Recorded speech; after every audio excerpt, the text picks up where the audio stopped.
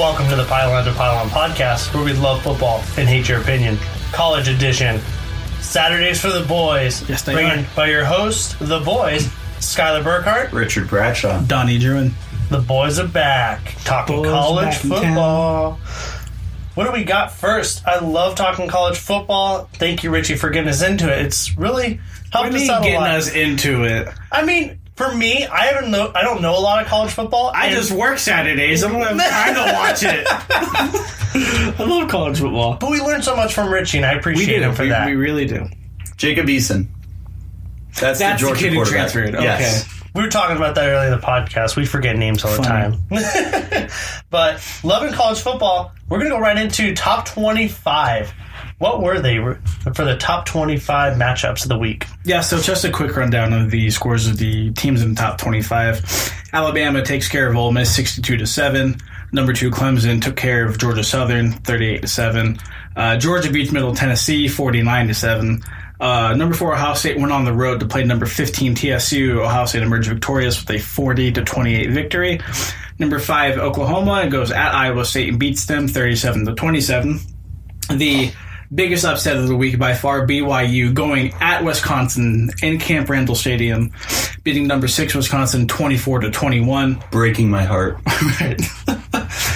By far the game of the week, number 12 LSU visiting number 7 Auburn. LSU wins on a thriller of a game, 22-21 over the Tigers.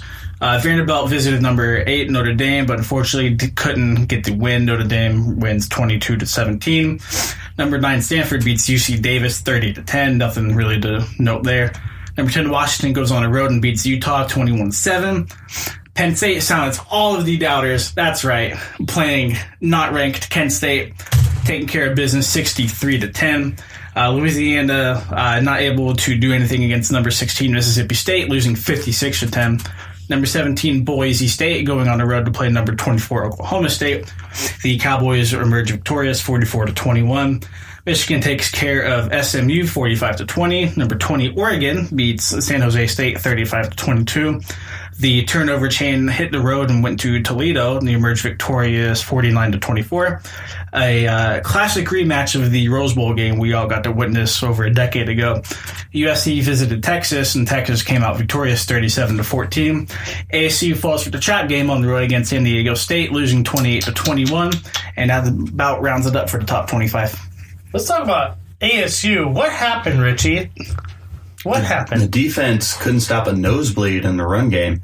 I mean, they were acting like flies on the wall, wanting to see if the Aztecs could run it. And truth be told, they had 200-yard rushers who were just killing it throughout the game. You knew going into this that they love to run the football. Guys like Donnell Pumphrey and Rashad Penny were fantastic in that system. So I don't know how you go into this game not expecting that. And they've always had ASU's number, too. They've always had their number. They have. They give us a hard time every year. They actually beat us in Tempe last year. So it was really frustrating that you went in, and this early in the season, you just came out with a big, fat L. I don't care what the scoreboard says, because that was just embarrassing. Yeah, I think San Diego State did a really good job of kind of playing into that whole trap game storyline. Arizona State, coming off of a big win against Michigan State and Tempe, went on the road. Big win. I think the Aztecs had them right where they wanted them. San Diego State's quietly been one of the more impressive football programs outside of the Power 5 for sure. With that, I mean, ASU even gets knocked out of the top 25, which I really wanted to see ASU do well this year. I was really excited for Herm Edwards. Well, I don't think expectations change. Especially after the Michigan State win, I think they still have to be tempered at this point just because Herm Edwards is still really new to the program, still kind of putting his imprint on this football program and just the recruiting trail in general. So I don't think the loss or the win against Michigan State kind of changed anything or any expectations for people around here. With the top 10 we'll go through, instead of going to the top 25, we'll go through the top 10. Alabama State's number 1, obviously just a monster. I mean, who can stop them? Number 2. Talk about it. Number 2, Georgia. Number 3, Clemson. Number 4, Ohio State. Number 5, Oklahoma. Number 6, LSU. Number 7, Stanford. 8, Notre Dame. 9, Auburn. And 10, who is it? Who is Yeah, it, so Donnie? 10 for the AP poll is actually going to be a tie between Penn State and Washington, who, funny enough, played in the Fiesta Bowl last year. That's actually the first time I've ever seen that. A tie at the top 10 and the top 10? Yeah, I can't recall the AP ever having two teams tied whenever it comes to like the point totals. But I mean, you want to look at some notable things. Georgia jumped Clemson. They were number 3 last week, jumped up to number 2. LSU jumped up 6 spots all the way to number 6, so they got themselves in the top 10. That was nice to see. Auburn only dropped 2 spots to number 9, so they're still like a top 10 worthy team in the eyes of the AP. But yeah, it's kind of all panning out how we thought it would in the first couple of weeks. But we're now officially in conference play, and that can definitely change a lot of things. But did we see Stanford being so high in the power polls this early? Just because they've got a lot of talent there, and honest to goodness, the Pac-12 isn't what it should be. People would know that because they don't watch hashtag Pac-12 After Dark. Pac-12 After Dark. Pac-12 After Dark. It's football. It's good football. You should watch it. But, Stanford's 3-0. They have every right to be ranked that high. But we'll see. They still have a little bit of a gauntlet of a schedule. So Yeah, there's a lot of good teams in the top 25, but the top 10 definitely the most notable. Even Notre Dame being up there, 3-0. You don't see that much often. Notre Dame struggled this year, though. I'm not really ready to kind of say they're top 10 worthy at all. I think eventually whenever they play a good, talented team, that they'll be taken out of that top 10. Let's talk a little bit number 6, LSU. They beat Auburn. Are we going to start buying them as a real team? Skyler, they definitely exist. It's a real school. I definitely believe in them. I've seen some crazy stuff. Buying them as a real team, I think you have to at this point. They went on the road and they beat a ranked Auburn team. I mean, they're now officially a top 10 team. It was a gritty win, too. That was, too. That wasn't a win that you kind of run away out of the stadium. Les Miles isn't getting that win. No, not at all. Les Miles isn't getting that win at home. No. So much less on the road. We need to talk about Greedy Williams. That man's untouchable. Yeah, he is. He's looking like the best corner prospect since Patrick Peterson. Another LSU Tiger. There's always a good LSU corner. There always is. But what's kind of more impressive is that LSU, without the consistent play of a good quarterback, they've managed to come this far. And it's so weird because LSU's always had that talent, but they've never been able to pull off a big win like this. I don't remember the last big win on the road for the Tigers. Maybe whenever Florida was ranked like 5 or 6 years ago and they were doing well, but that's about it. I hate talking about this team, and I know everyone else is really sick and tired of talking about them. But number 1, Alabama. Oh, I'm never sick of talking about them. Roll Tide. Roll Tide, Scott. Roll damn Tide. Roll damn Tide. I know there's a lot of people out there that hate talking about them, but they exercise some demons at Ole Miss. What team can stop them from winning a national title? No one. They're untouchable. We talked about this a little bit last week. You have a phenomenal defense that has now been matched up with an offense that can put up 35, 40, 50 points a week, while the defense is holding you under 20 consistently. There is not a single team in the country who can even possibly match up with Alabama. They are so far and ahead of everyone else in this, I don't want to call it league, but conference. Not even conference, just the entire country. Field, the entire field. Yeah, there's not a single team that could possibly match up to the dominant quarterback that they have, fantastic running backs and receivers, great offensive line, and we flip it over to the defense, and it's like there's no weakness here. Okay, so I'm gonna read you some like big games, and I know you said they're unstoppable. Give me the matchup that most worries you about them losing. Okay, so this week they play at home against Texas A&M, ranked number 22. Win. They're on the road at Tennessee on October 20th. Blowout win. They're also the following week on the road against number 6 LSU, beginning of November. LSU does not ever show up to play them. True. Number 14 Mississippi State at home the week after that. Win. And then obviously the Iron Bowl the last week of the season against number 9 Auburn. That is the only game that scares me. Okay. Are they in Tuscaloosa though?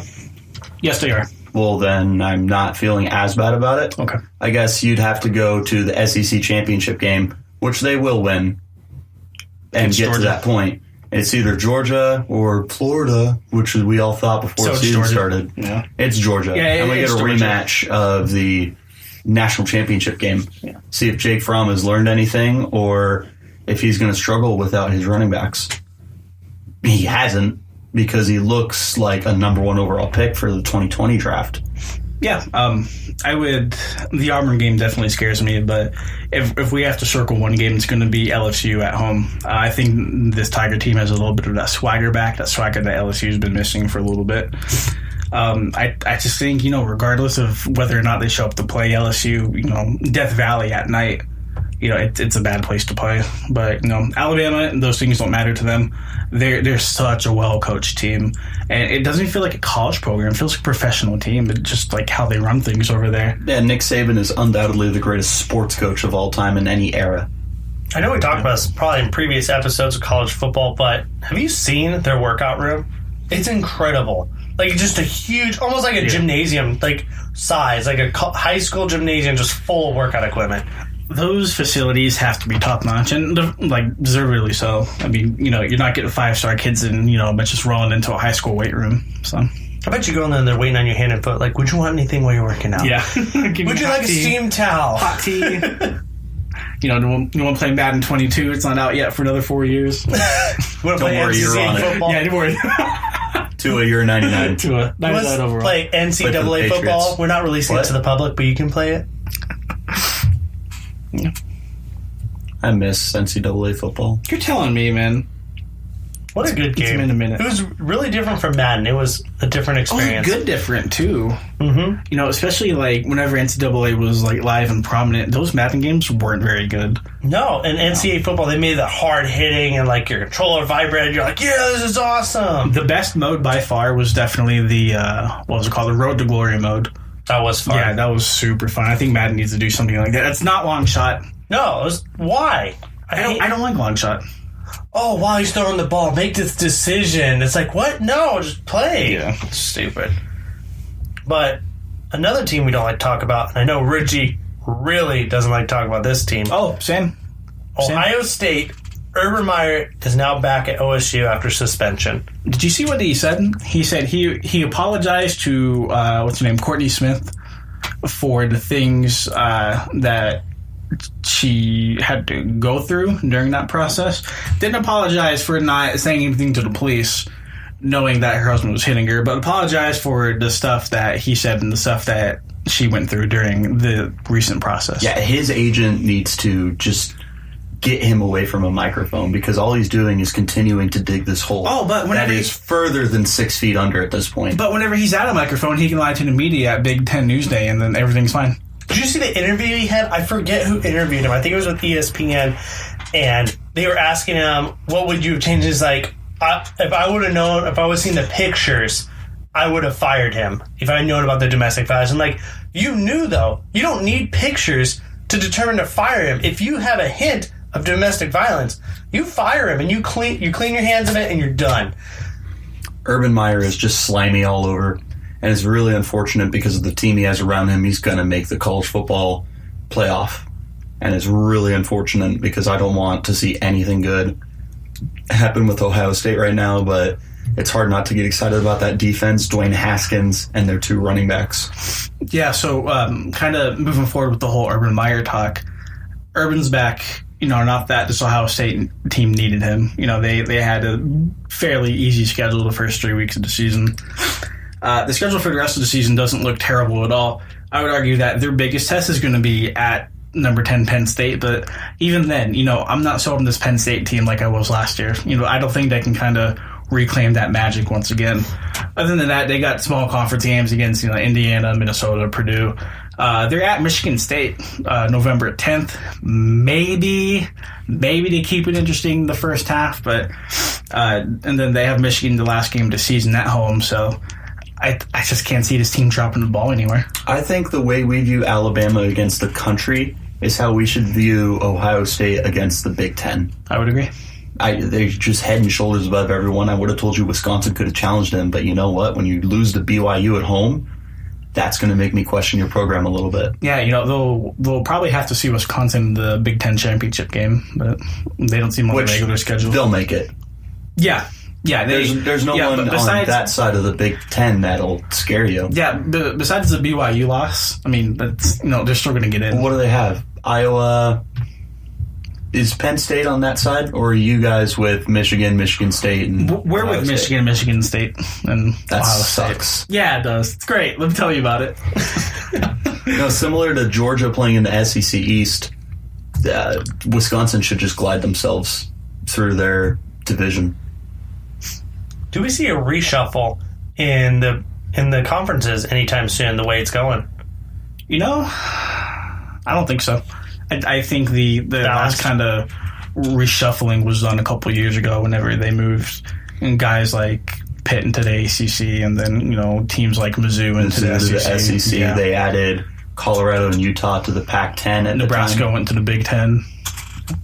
Yeah, they shook things up. So I know it's been just kind of the same teams winning every year. I'm not sure if you even think about reshuffling. Well, they wouldn't reshuffle based on just like success. It's just more of kind of like the schools are recruiting money. Well, stuff just like that. kind of like how they fit geographically. Mm-hmm. I mean, do we see a team like Notre Dame joining conference any soon? No, they I don't never think so. Will.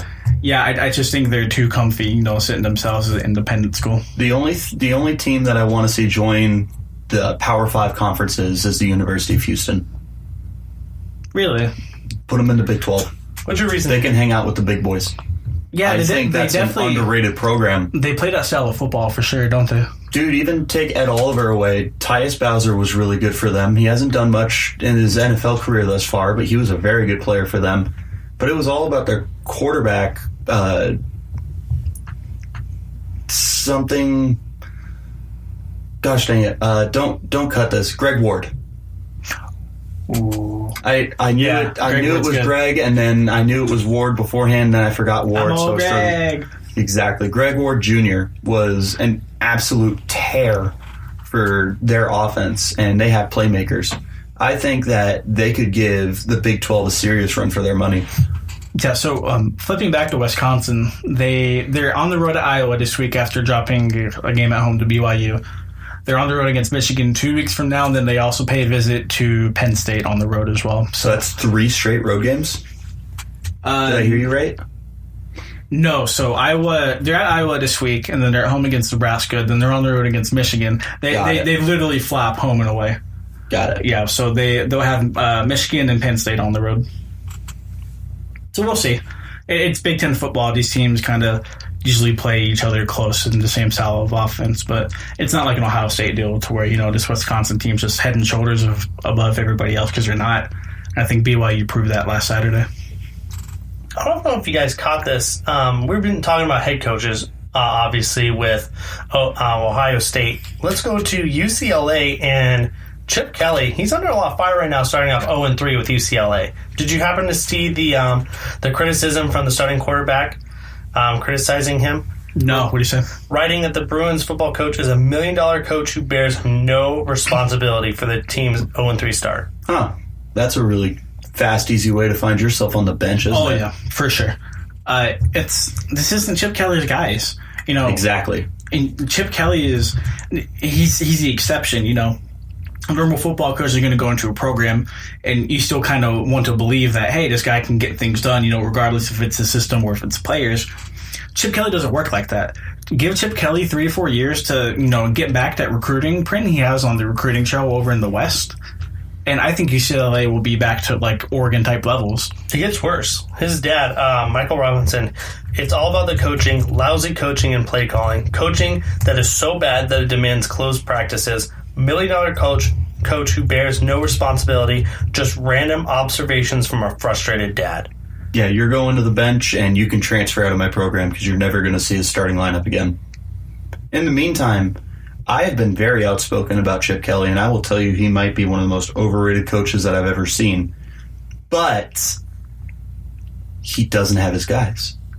He loves his athletes who can run that 10-second offense and just drain defenses. So you got to give him time to recruit, but in the same sense, he just hasn't been the same guy since he left Oregon. And I know he spent time in the NFL and all that BS, but I don't buy him anymore the way that I used to. I used to think that he was the next sliced bread for college football coaches to the NFL. Well, he was. He for a moment in time there, he definitely changed the college game. in terms of how offenses are ran, all of a sudden, you see Oregon holding up, the 4 random pictures on the sideline, for the offenses to go off of. What do you know? Everybody else is doing it. Yep. Oregon comes out with those fresh, hot new uniforms. Guess what? Kids love how they look. Every other school around them is going to be. I doing have the same never thing. seen a bad Oregon Ducks uniform. And you won't. Even the highlighter yellow ones, those are sexy. Those are really good looking. So, bottom line, I feel like you just got to give Chip Kelly time. In the meantime, I do have a question for you guys. Yes. Is Lincoln Riley giving off a Chip Kelly vibe? Man, he's kind of at the Oregon of the Big 12. Yeah, he is. I'm adding this to the rundown. Go ahead. Here's a question. Now, I'm sure you guys, being the social media giants that you are on Twitter, Giant. Hey, we're getting there. We're doing pretty well, though. you guys saw Baker Mayfield and Matt Miller go at it, I assume, right? Did. Oh, yeah. So then my question, where do you side on the argument of what the scout says? Not Baker's attack, not Matt Miller's defense. What the scout said, because Miller texted a couple different scouts and said, hey, help me out. What's their quarterback? Oklahoma? Yes. Kyler Murray. Kyler Murray, thank you. Kyler Murray looks fantastic. He does. He has totally proved me wrong, and he looks like a Heisman candidate and probably a Heisman favorite right now. But That's what you said last week. yeah. And he's really just completing a lot of passes. So, I don't know. You're going to text a few scouts and said, hey, is Kyler Murray's success a guy who's never going to play an NFL game? In fact, this is his only year playing quarterback, and then he's going to go play shortstop in Major League Baseball.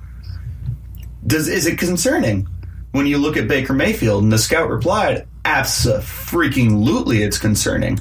Because he had these questions coming out is it a scheme fit? Yeah, so the exact quote that Matt Miller pulled up was, does watching Kyler Murray make you wonder how much of Baker's success was coaching? And then the reply was, quote, I would be shitting bricks right now. Dude, scouts have the dirtiest mouths in the whole world. Like, every time I see a quote from a scout, you just have to censor a good chunk of it. They've got sailor mouths. Too late for that.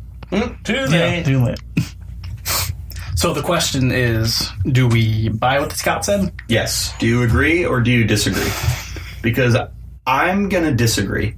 Because I think that both of these guys were just tremendous athletes, which opened up their ability to extend plays. And I think that's the biggest thing that factors into this offense is Baker was extremely mobile. And we all know that Kyler Murray is a ridiculously fast athlete who can throw the ball down the field. While there's definitely scheming to get guys open, they're making throws on the run. They're not making throws from the pocket 24/7. So they're extending plays with their legs, and they're just able to really just open up that Oklahoma offense. So, yes, to a certain extent, coaching will help them get open receivers.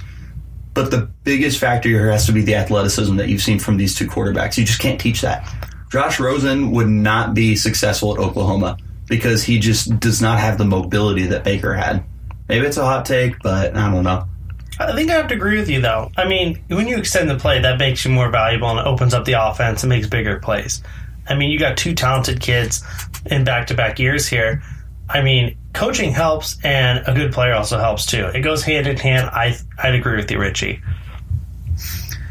That was a really good question. Well, I'm glad I asked. Yeah. On one hand, I can kind of see the point of view from the scout because these kids are just so young whenever they get into that system. And, with college, it's a little bit different than pros. College coaches, I believe, have a bigger impact on kids' careers than, NFL coaches do. I think they're a little bit more involved in the process, and, they're hitting their strides right whenever they're growing, so they have, the biggest imprint on how that kind of player molds and forms. But on the other hand, you can't coach Kyler Murray looking like Michael Vick on Madden. You can't coach Baker Mayfield rolling out of the pocket and making plays with his legs. Exactly. And, talent's always going to be with the player regardless. And, you can coach a guy all you want, but whenever it comes down to it, natural instinct is going to kick in because we're all human beings. And whenever we play football, there's instincts kick in. Whether it's tackling, loading with your head, or, a guy wanting to pull the trigger on, a double covered receiver, it happens. So, I think coaching can have, a certain effect. It can prepare you better. It can kind of fine tune your skills. But at the end of the day, these guys are ridiculous athletes, and I think that's kind of unfair to pin it on Lincoln Riley. Let me continue to take this conversation a step forward, please. Now, completely taking out physical traits, because Josh Allen is 6'5", 250 pounds, and had accuracy issues. If we put him in Lincoln Riley's offense, what's he doing? Because part of his issue, majority of his issue, was footwork, but he also didn't have anyone to throw to. So if he could throw to Hollywood Brown and the rest of that receiving core while having a good offensive line and probably the most brilliant offensive line in college football right now,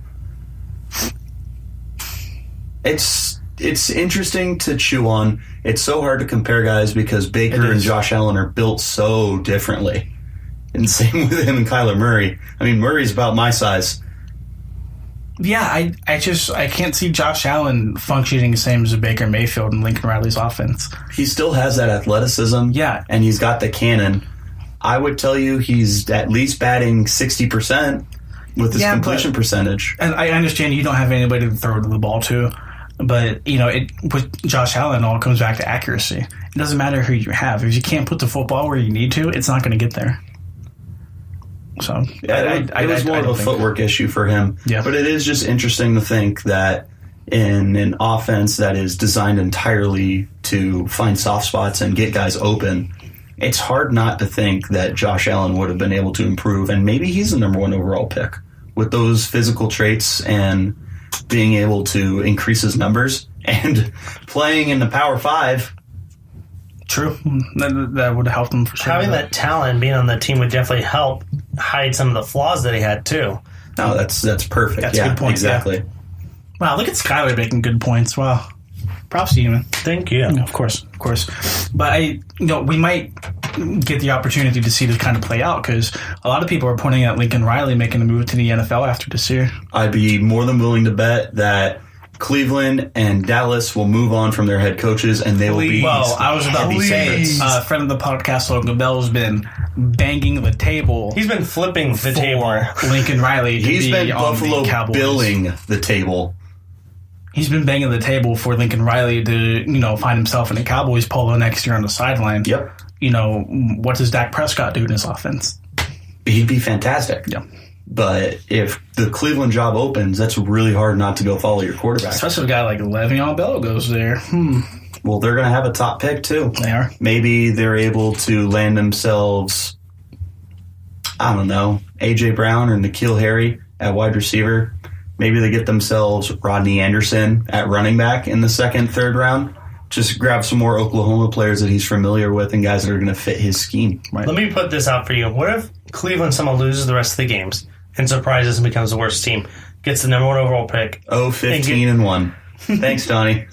And gets, and then they get Nick Bosa to partner with Myles Garrett.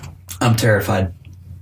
That would be some exciting football. Well, the Browns had the opportunity to pair Bradley Chubb with Myles Garrett last year, and they passed on that in order for Denzel Ward, who, by the way, has given 2 touchdowns up back-to-back weeks. Sorry, a touchdown up in back-to-back weeks. So I want to cut you off really quick. Good. Nick Bosa is on a much higher pedestal than Bradley Chubb ever could be. Yeah, but, it's kind of the concept of, hey, we have this athletic freak on the defensive line. Let's pair him with Myles Garrett. And that thinking is, we have other issues to fix right now. We have Myles Garrett to anchor that defensive line. They do like the interior of that defensive line as well. So let's focus on other things before we take a guy that high. But he already has 2 interceptions. Denzel Ward has 2 interceptions. I mean, he's not doing half bad. Do you think I give a shit if Darrelle Revis has 10 picks or 1 pick? Don't give up touchdowns. Yeah. It's Patrick Peterson. I don't care if you have 2 picks. To be fair, those touchdowns were against Antonio Brown and Michael Thomas. So, the rookie's kind of, getting that hard learning curve right now. But welcome to the league. Well. Yeah. But why not? Beginning of the week, beginning of the year, why not get the hard games and get ready for the rest of the year? that's a good way to go at it. Well, shifting focus back to college, I think Nick Bosa with a great Browns uniform. If John Dorsey wants football players and he has the number 1 pick, how do you not take Bosa? Yeah, you know that neither one of us want to see that, though. Yeah. Undoubtedly. Bosa or Ed Oliver. Don't put them in the AFC North. Don't do that to me. I don't want to see that One shit. of those two probably will end up in the AFC North. In either Cincinnati or Cleveland. Nah, I'd be more than willing to bet. Although Cincinnati's 2-0 right now. Let's save that talk for NFL, though. Yeah. We're going to focus on college here and just talk about the fact that top to bottom, there's a ton of good prospects going into this year's draft. We had some fun talking about Lincoln Riley and kind of derailing and talking about Baker Mayfield and whatnot. Let's get back on topic. We'll get back to our rundown and kind of finish up going through what we have left. So, Skyler, what else do we have, brother? We have our Week 4 predictions. Donnie was really excited about going over some of these. First one is Texas A&M versus Alabama. Bama. I think Bama. Yeah, roll damn tide. Bama by 20. I put this on the rundown because it was a top 25 matchup. It does deserve the attention and the notoriety of a matchup, but Texas A&M isn't ready for what's about to hit them. Texas A&M can kiss their top 25 rating goodbye. Yeah, really. They can show up, take off their hat, put it on the rack, take it back off, and walk back out the door. Yeah, Simpsons GIF. Did you say GIF? I rotate. There's no one sure way to pronounce Skyler, it. GIF or GIF? GIF. Thank you. It's GIF. If I ever hear you say GIF again, I'm going to burn your house down. GIF. I know where you live. I would love to have some Jif peanut butter right now. True. Jif peanut butter is good. Yeah, GIF peanut butter is phenomenal. I freaking hate you. The door's right here. I'm just going to leave. Stanford versus Oregon. I actually think this is going to be a really good game. Even though Oregon scored a lot of points last week, their offense looked kind of sloppy. So I want to see them pick it up and get a little more precise this week. But this is actually a good matchup. It is, yeah. I'm really excited for this. Oregon at home back in, the aughts and zoo. The uniforms are definitely going to be sick to look at Richie Bradshaw 3-6. Hell yeah. Oh, sorry, Richie Brad's 3-6. Yeah, with a Z. Z. I'm going to go ahead and take Stanford on the road. I just think Stanford's the better overall program right now. And, Oregon's kind of lost that touch. So I don't think the home field advantage is a huge thing for them anymore. I just think Stanford's better on defense. And, if Chip Kelly's not coaching that team, I'm not really scared of that offense. Stanford has their number every damn year. It feels like it doesn't. It doesn't matter. Yeah, Stanford has their number, and then USC has Stanford's number. Not this year, they didn't. True. I want to take the upset. I want to say Oregon if they get their offense rolling. I say that because if they clean up their act, they're a high-scoring offense, and they can put up points on the board and beat out Stanford. Yeah, I mean, listen, Justin Herbert is potentially the top quarterback going into the 2019 draft class for good reason. He's got the intangibles, but more than anything, he's putting on a show this year. He's a really good player. But honestly, I don't know that anything else with Oregon really terrifies me. No. But with Stanford, they don't need future Pro Bowlers at the NFL level. They have a mentality behind David Shaw, who's a top 3 coach in college football. He's not really talked about as a top coach, but he's done a really good job. Oh my God, he's incredible. Yep. To pick up Jim Harbaugh slack after he left for the NFL, because let's not pretend that Jim Harbaugh wasn't a good college football coach at the time. He was a damn good coach at Stanford. He was Stanford. incredible. But David Shaw picked it up, didn't miss a beat, and you know what? Stanford has that mentality, revenge of the nerds. They're going to kick your ass for 60 minutes, take you behind that woodshed, and then have a 4.0 GPA. Jesus, man. Richie's gonna Plus, Bryce Love is coming back this week. Oh, he is. That'll be good. They definitely need that. That's definitely give them upside on that. You're going to love talking about this one, Richie. Arizona State, you love preaching about them, but versus Washington. And Washington's always a good matchup with Arizona State. Arizona State has their number in Tempe. In Washington? Yeah. Different story. The last couple years, it's not looked good. I want to tell you that we can pull off the upset. Maybe we're the trap game this week, but Washington is a great team. They're going to be competing for a playoff spot in a Pac-12 title behind Jake Browning's very average Aaron Murray kind of arm and Myles Gaskin's very average kind of running style. But that defense is legit. If you looked at Taylor Rapp yet, that safety, that dude's an animal. Yeah. He's an absolute animal. They've got top to bottom just a great team. Chris Peterson, another probably top 10 coach in college football.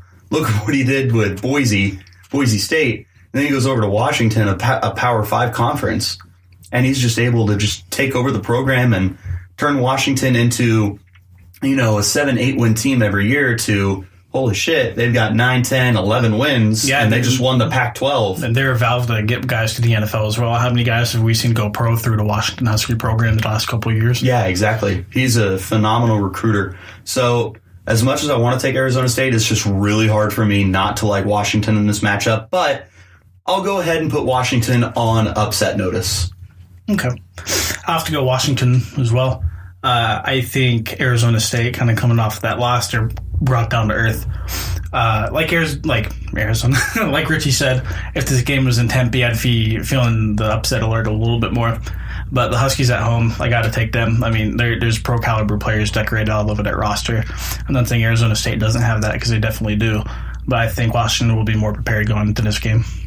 If Arizona State plays good offensive football and they get their receivers hot and going, they can beat Washington. But if they come out slow, they're going to get their butt whipped. And I think it's going to be Washington for this game. I think Arizona is going to be a little disheartened from their loss. They're going to play good football, but Washington's just too much to handle. Here's what I'll tell you. N'Keal Harry is the best wide receiver in the country. Sure shit looks like it, doesn't it? There is only one person I think stands a chance against him, and that's Greedy Williams. And they're not going to play each other this year. That'd be a good matchup Washington's to watch. secondary is They might play each other in the college football playoff. You never know. or just a meaningless bowl game when they both are 8-5 at the end of the year. True, but who says they even play? If it's a meaningless bowl game, to probably skip it like everybody else. Ah, this is true. Drink. Wisconsin versus Iowa. Oh, Wisconsin's going to come out pissed off. Iowa's a tough match every year. I'm sipping the Iowa Kool-Aid. I know, I don't think the same thing. I'm sipping the Iowa Kool-Aid, man. It's tough. You want to double down on Buffalo Wild Wings? Hell no, I don't. Wisconsin's going to come in pissed off. Their defense is still legit, and let's not forget about the fact that they can give Jonathan Taylor the ball 100 times in one game, and he'll get you 1,000 yards. That man is an absolute monster. It'll be a fun conversation next year when he's eligible, when we look at the amount of mileage that he's going to have on him and decide whether or not that's going to be a good thing or not. That was kind of Derrick Henry and Leonard Fournette's thing coming out. True. Both incredible athletes, but they both took a pounding in college, and that was kind of one of the small and that's Jonathan flags Taylor. They had. Yeah, there's a legitimate shot of him having 1,000 carries in 3 seasons. Man. But hey, behind That's that offensive a line, he's not Le'Veon getting Bell beat workload, up man. too much. So it'll be interesting to see, but that's looking way far ahead. In the meantime, Jonathan Taylor's cannot be stopped by anyone. We talk about how good N'Keal Harry is at receiver. Jonathan Taylor is head and shoulders better than N'Keal Harry at the running back position. I don't think it's even close in the country. I don't think there's a single running back in the country who is as good as Jonathan Taylor. Interesting. So, no, it's funny about Iowa. I'm looking at their schedule right now. This is actually their first game outside of Iowa. They played Iowa State and then Northern Iowa. So this is going to be their first real test of the season after playing in-state rivals, obviously. And the number 18 Wisconsin team here that obviously has Taylor on it and is just a monster. I mean, the Hawks haven't played that bad, but they haven't really had great competition, so this is going to be their first test. I was playing at home. Yeah. I meant, like, they play Iowa State and then Northern Iowa. Oh, well, you said it was their first game outside the state of Iowa. Well, I meant, like... They're not playing an Iowa team. Yeah. Oh. Yeah. He had to explain it again before I understood. Don't worry, I was thinking the same thing. Yeah. But powerhouse team in Wisconsin ranked number 18. I mean, if Iowa played against someone better in the first 2 games, maybe they'd be ranked. But this is going to be a good game. It's going to be gritty. It's going to be... I don't think it's going to be high scoring. I think it's going to be a low scoring game. I'm definitely sipping the Iowa Kool-Aid, but to Richard's point, I think Wisconsin's going to be a little pissed off after what happened last week against BYU. I think I'll roll with the Badgers, kind of carrying that chip on their shoulder. And I think I really like that about a team. Wisconsin has it this week. Wisconsin's gritty. They always have been. It's always a tough game playing them. That might be their only loss this year before they go to the Big Ten championship. I don't know on this one. I want to say Wisconsin just because it's the obvious answer, but I have family in Iowa. I love Iowa. I watch them every once in a while. I don't get enough time to watch college. Yeah, your boy Noah Fant could have a big day. Yeah. Exactly. I mean, their passing game isn't too bad. Their rushing game is a little bit on the lower end, but they get touchdowns. They can score in a hurry. So I think Iowa wins this out. It's going to be a close game, but I think they win it out here in the fourth quarter. Yeah, we definitely have a good slate of college football games to watch this weekend, so I'm excited. Is there any other one you're thinking of, Donnie, that you've been looking out for as well? TCU playing Texas, I think that's another notable one. I think TCU kind of takes care of business, actually, especially after the ass whooping they got from Ohio State last week. So I think they'll turn around kind of like Wisconsin did. I'm going to throw you a Clayton Kershaw curveball right here and tell you that you should turn in to number 14 Mississippi State at Kentucky. You buying that? You Both teams playing are the bluegrass 3-0. music? Yeah. Headed into this game, Kentucky has an edge this year. that they haven't Kentucky had. will flip their you-know-what if they beat Mississippi State at home. Even number 14, they'll rush that damn Oh, field. yeah. They rushed the field whenever they beat an unranked Tennessee team. Oh, we want Bama right now. No, Kansas wants Kansas Bama. wants Bama. Sorry, Kansas in wants Tuscaloosa. Bama. Yeah. Walk in there and they'll be down 50 points before kickoff. You know what? I'm going to tell you that you should tune into that game, and it's going to be better than you think. You know, if we're putting somebody on upset alert, I'll go ahead and put Mississippi State on upset alert. I'll see to it that the boys in blue walk away with that game. West Virginia, Kansas State's going to be another good one. Yep. Yeah, this is just a good week for college football. Nebraska, it really Michigan's is, man. there, Georgia, Mizzou, Notre Dame, Wake Forest. Wait, Mizzou, we played Georgia? Yep. Oh, my GG's. goodness. Oh, you weren't going to win no matter who you played. No, that's rough. Hey, don't forget about that Duquesne at Hawaii starting at 9 p.m. Mountain Standard Time, which is 12 a.m. East Coast time. So if you're up late at night, you got nothing Super else to do. Pac-12 after dark. It's like the NC-17 Pac-12 After hours. Yeah, after hours. I know that reference. Florida at Tennessee is always a good game as well. Yes, it is. Those two hate each other more than people realize. Oh yeah. That is an underrated college football rivalry. Well, that about wraps us up for this week, guys. But there's one thing that we kind of missed out on. What did we forget about, Richie? Oh, I think we need to do our Denny Green Minute. We do. Indeed, we do. Donnie, what is the Denny Green Minute? Well, the Danny Green Minute, 1 minute at the end of the episode every week. Whoever wants to take it, usually it's the host, but, if we want to delegate it, we can. They kind of take a minute to kind of reflect, rant, whatever they want. It doesn't have to be about football. It could be about anything in their life. Whether it be, coworkers talking trash about them, whether it be, people getting drunk at a house party, claiming things, or even if it's their football team, laying bricks at home, against, Patrick Mahomes, not anybody specific at this podcast. So who has it this week? Is anybody taking it? I don't know. I didn't really have anything to rant about. I got to throw it out to you guys if you have anything. Richie, you pretty feeling good. it? My time to shine. Oh, All right. Here we go. Just cracking the knuckles. I'll go ahead and get the... You stop. I'll go get the timer. One last thing. Speaking of sunshine. Yes. Kelly Bryant is injured. So it is going to be the Sunshine Show this week. Make sure you're tuned in to that Clemson game and watch every single snap of Trevor Lawrence and the Clemson offense. They're on the road at Georgia Tech, and that looks like it's going to be a nationally televised game as well. So, it's on ABC. Record that shit and just watch Trevor Lawrence go to work. With that being said, is the clock ready? Yes, it is. Are you ready? It's a better I'm question. ready. All right, 3, 2, 1, go.